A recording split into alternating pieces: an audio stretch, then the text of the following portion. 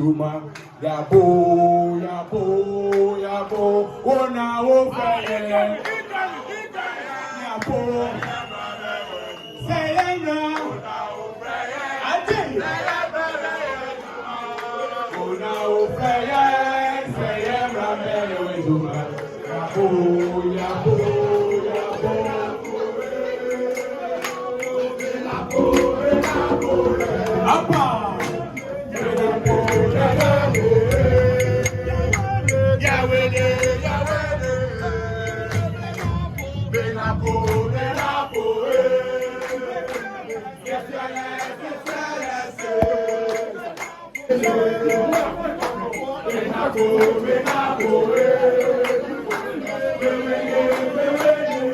All right.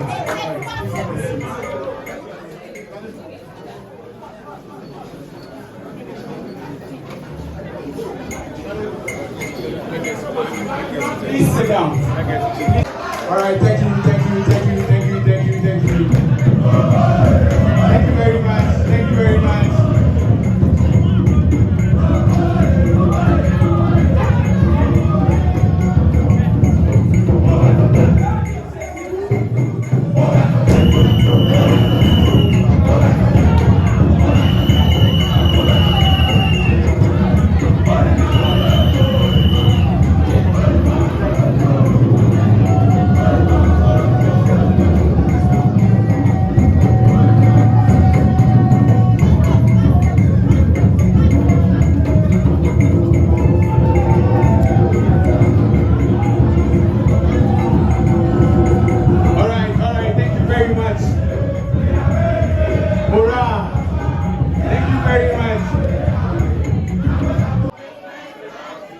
Oh, test gone.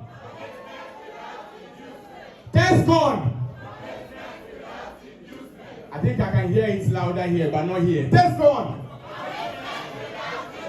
Aha, man, more. Thank you very much. Thank you very much. So we are about to start the program. My name is Roland. Short. The Excellency is here. The next Vice President of the Republic of Ghana. Joey, we are young people here, we are youth, so I like energy. Me get me perfect. So when I don't get energy, I don't feel happy. So if you are young people here, and you are fired up, I want to see some energy.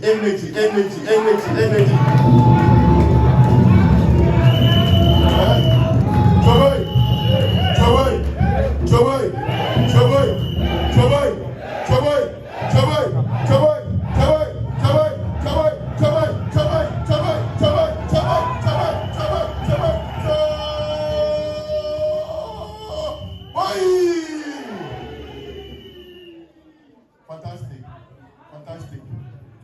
Thank you all so much. Thank you.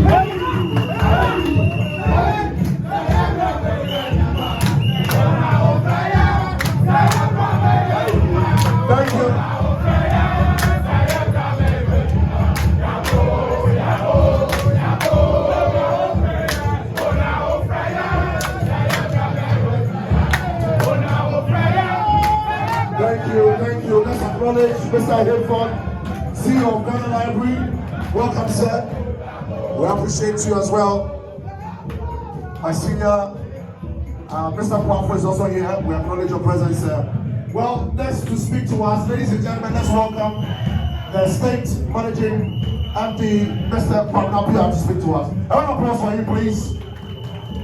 With a thunderous round of applause, let's welcome one of the most prolific politicians in this country, one of the most competent, the free SHS Vice President, the most competent running mate you can have. Chaboy, Dr. Obogu, the visionary, man of competence, man of vision, man of ideas. That's it, Dr. Machubogu President. Eii Napo. That's it.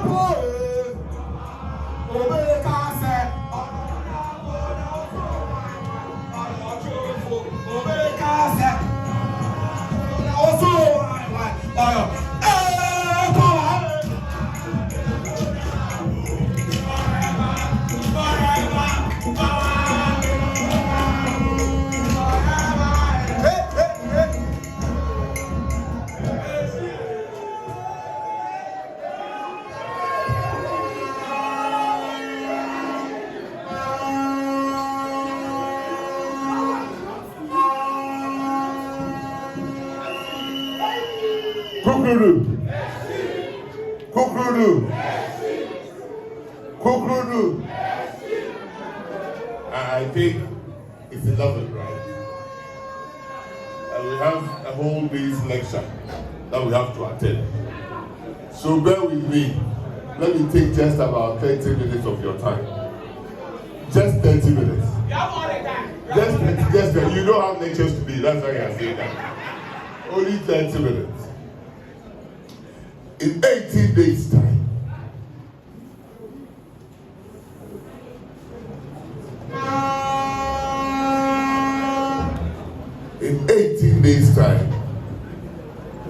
we'll be voting for a new president. In 18 days' time, we'll be voting for a new parliament. But the single most important message for you is that in 18 days' time, we'll be deciding your future. So when you go back to your hostel, take a piece of paper and write, in 18 days' time, what would I want my government to be doing for me? Don't say what would the government be doing you. Say, what do I want my government to be doing? Because whether you decide to vote or not to vote, whether you decide to vote for MPP, which I'm here to canvass, or vote to any other party you like, pick a piece of paper, and today, blank piece of paper, and write, what would I want my government to be doing for me? Because no matter the person who wins the election, he's your government.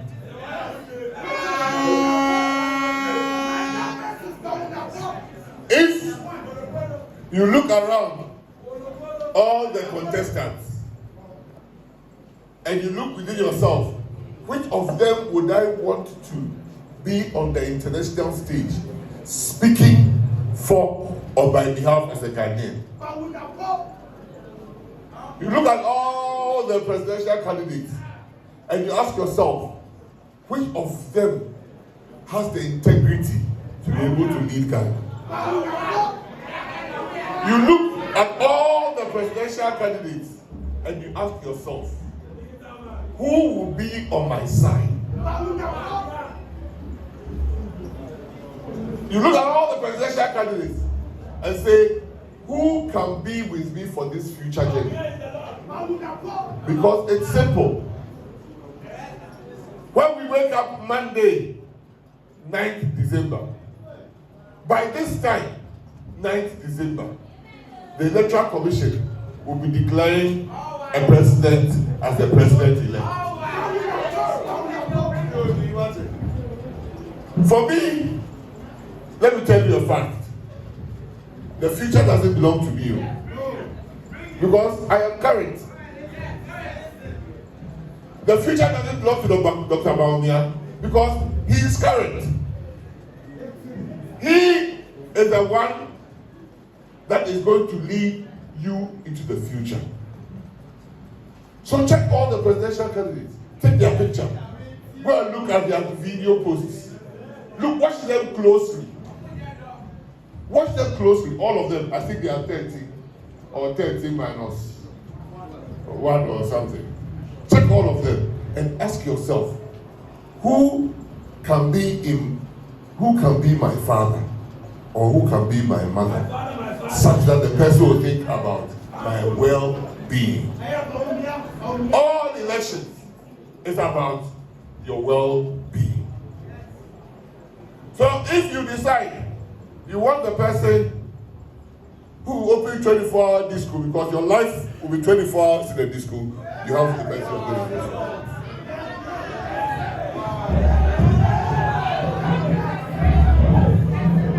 When I was your age, I was in KNUST, and I had to make a decision at that time. Who do I want to lead the future?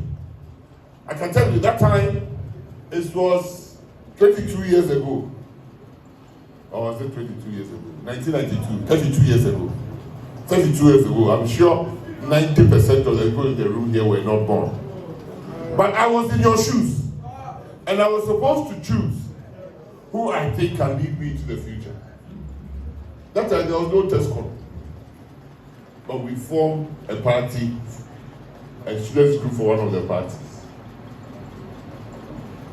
The party hadn't been in power before. We have only read about them in history books. But when we read their manifesto and we listened to them, and we didn't have the multiple of radio stations, so you have to strive for the manifesto and read for yourself. We decided that the country that can best champion the future of our youth was NPP. So I didn't stop. I struggled to become the NPP leader at that time, students leader at that time. And I was in a medical school. And we were going for lectures every day. We didn't have your day off like you do, my brother. So we were going for lectures every day. And we had to organize the party on campus. And it was not TESCON, commitment, but with little inducement. It wasn't that way. It was NPP. We are going to work for you to make sure you come to power. Because I personally felt, when I looked around, all the candidates that are appearing or want to contest, none of them could be my father, except Professor Duwan. I wouldn't wish any of them to be my father. If you can't wish somebody to be your father, don't vote for that person. Simple. If you don't wish for a prosperity for yourself in future, take your vote for joke. If you have gone through UPSC, whether you like it or not, you finish within the next 3 years. So you don't care about tomorrow, joke with your vote. Because it was not always like this. Just about 8 years ago, go and look at the pictures of UPSC, if you hadn't. 8 years ago. And go and look at the pictures of UPSC now. All I want to tell you is that leadership matters. And it is not 5 people. Leadership what matters. It is the person who. There's only one dining hall. And there are only about 10 houses with lavatories, toilets, and buildings. So if 30% of the students there are poor, and you say, and they are in secondary school, and you say they should work in the school to earn money, to be able to pay their fees, what is even the work they can do in the school? Just ask yourself.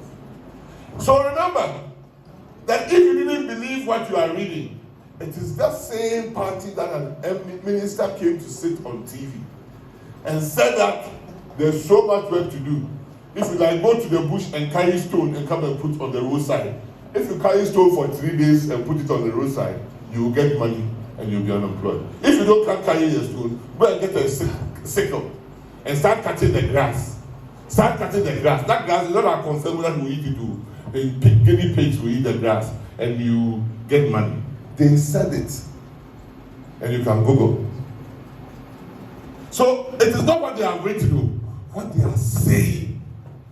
So just 2 days ago, the Minister of Finance under John Dramani Mahama, he should speak up. He said it's not everybody who is entitled to free SHS. Why ban the internet fee?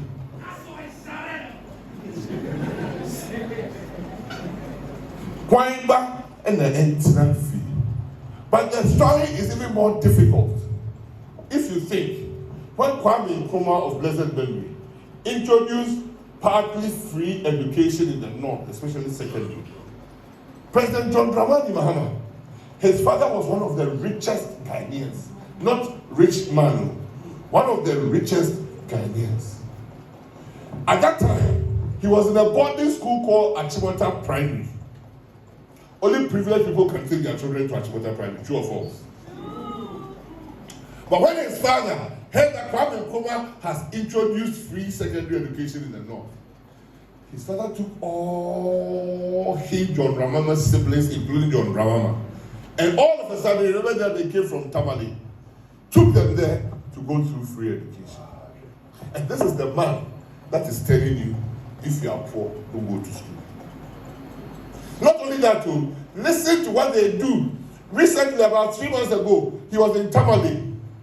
He said Cameroon people are giving birth left, right, and center, and that is why there is poverty. He even thinks that when you are poor, you shouldn't give birth. Because again, 2001 to 2008, all the people here, I call most of them Kufuor babies. And this is the reason. That is when President Kufuor introduced free maternal care. Before free maternal care, children or mothers will go to hospital to go and give birth. And if you didn't have money, you stayed in the hospital. They refused to let you go home with your baby and yourself. Till your family, they go and sell something and come and take you from the hospital. And then President Kufuor introduced free maternal care. As soon as President John Dramani Mahama became the Vice President of the Republic of Ghana, under President Mills, the first thing they cancelled was free maternal care. The next thing they cancelled was national health insurance. So even when you are poor, you should not be able to get access to health care. That's what they do. Then to make it worse, before President Mahama, before President Kufuor came, every child, when you're going to public school, it was called a shift system. You go 8 in the morning, you close at 12. Some come and start at 1 and close at 4. 4 hours of education in a day. That is what they offered. And if you are going to school, you became a power because your table and chair was on your head. Don't believe that it didn't happen. No. You find it incredible that it happened, but it was in Ghana. When President Kufuor came, he introduced school capitation grant in schools, and they stopped charging, and introduced school feeding because he felt that some children were from poor homes. Between 4 years, after 4 years of that policy, 4 years, the parity, the gender parity in basic school was 1-to-1. Equal number of boys and girls were now going to school. Because for the poor family, if he has 5 kids, he will check, this is the first newborn, you can go to school. This is the girl, let's prepare her for marriage. Oh. That is a simple choice. Because there's no money. Not everybody can go to school. This is the 4th one. He's very, very smart, but he's devilish. He's devilish. Stay home. This is the 5th born. He's nice. I'll name him after myself. You go to school. That was the educational lotteries the poor people had to go through. So you see, most families, it will be only one person who will be educated. And I believe in the Bible, and I believe that in every family, God creates the game changer. And if you miss that opportunity of the game changer, that family is finished. But even before that family, the game changer emerges, life's decision has been made not in his or her favor. So before 2016, 80% of the best schools in the Ghana, basically, that's the top 55 schools, right? That is called category A schools. 80 to 90% of those who went to those category A schools all had private education.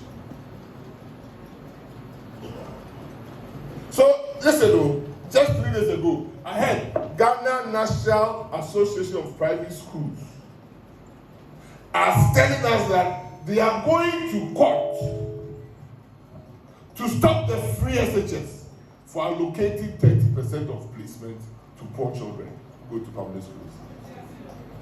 The audacity. The audacity. The nerve.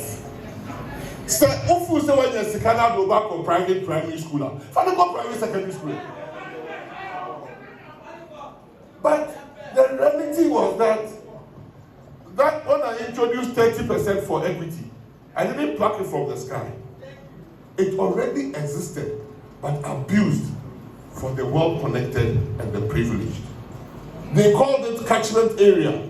So when the children went to do the exams and they didn't do well, they said, old boys, old girls. So when we started Achimota, where were the old boys and old girls? When they started Achimota for the first 10 years. They didn't have any old boys and old girls. But listen to them. anthem of Achiwata School from Ayawasu. Tell me, give me the words, please. Yes, you, you know yourself. Yes, you in black shirt, black dress. You know the team of Achiwata School, right? You went to Achiwata School, right? Pick up.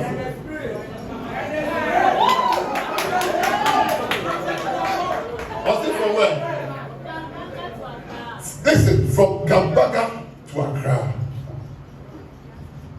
From Riaso to Kita. We are brothers and mothers. You know, at that time, when it was long, but thank you. I'll give you a present. I'll give you a present.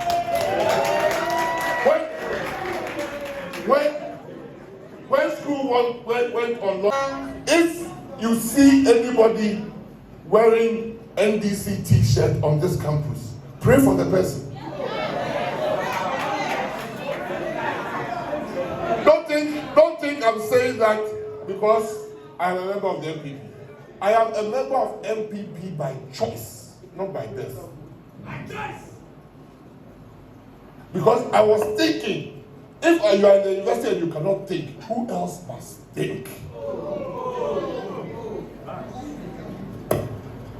Just about 1 month ago, I went somewhere and I said, the reason why I cannot join NDC is that they killed seasoned pastors in this country. They say, Google, Odifu Asari, in Kumasi, they killed 78 persons in a 2-week ordeal. Went to kill a policeman in Konfanote, shot the policeman on the hospital bed, and dragged Odifu Asari, tied to a taxi, dragged him to Kweditia, and used him as a shooting target. Killed him, and 78 members of his church. Google. Why? But it happened. So when it happened, I have to know the history that this party, I have to be careful. Right? Then in 2014, 15, 16, you hear a presidential candidate standing on the platform saying and bragging, my party has got revolutionary roots. We are not afraid of violence. If you do, we will visit you with violence. Then you know that your life is at stake just as they kill some people. So when I say this is the party that kill people, I'm not just saying it to, I'm saying that we should never forget they did that and they will never change. I said it and I gave lots of examples. So if you're in the university and you can't, now that all the information is on your phone, just Google and you'll find. Don't joke with your future. You are the ones who should go out there and propagate a better government for Ghana. There are people, when I started my political career, I met on campuses because I used to have a love for going to tertiary university campuses. Because if you look at the segment of people who don't vote, they are university or tertiary school girls. The ladies here, the ladies in Lagos, the ladies in Poly at that time, they don't vote too. Because Saturday or Tuesday, when it is time for voting, no unity. So we have to work extra on them to live up to their responsibilities. I tell you, go and check UPSA where you are. Go and look at the number of students they had in 2016 and check the number of students they had in 2024. You see the level of increase. Why? Because leadership matters. Why? Because leadership matters. When UPSA was constructing hostels to benefit students, some people, another leadership in another university, had collected money and chopped. And today, Ghana government is still paying. 2 universities. Bakukoji is Kanwale. Wadi? Bakukoji is Kanwale. I see them. So don't take it as a joke about when they are selecting leaders. It's true. It is not a popularity contest or a beauty contest.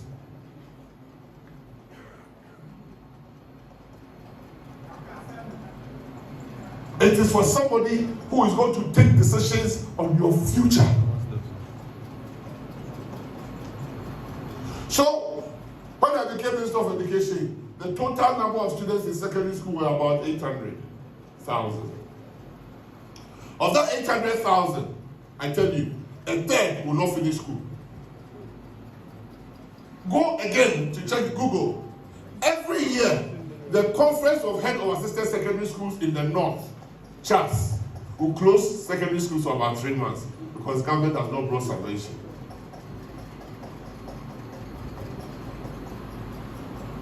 When they started school, go and Google, 2015, Okujoto was all over the air. They did 3 rounds of school placement. December, they are doing school placement. So the first term, nobody went to school, if you are in Form 1. And the academic calendar for SSS was 9 terms. Form 1, 3, Form 2, 3, Form 3, 3. Go and check. If you see, if your leadership is bad, everything is bad. So first term, they didn't go to school. And when they finished final year, they started WASI in January, February. So they missed second term and they missed third term. So 3 months out of the 9 are here. Simple reason why students' failure rate was high. So you look at the core courses: English, Maths, Social Studies, General Science, right? At no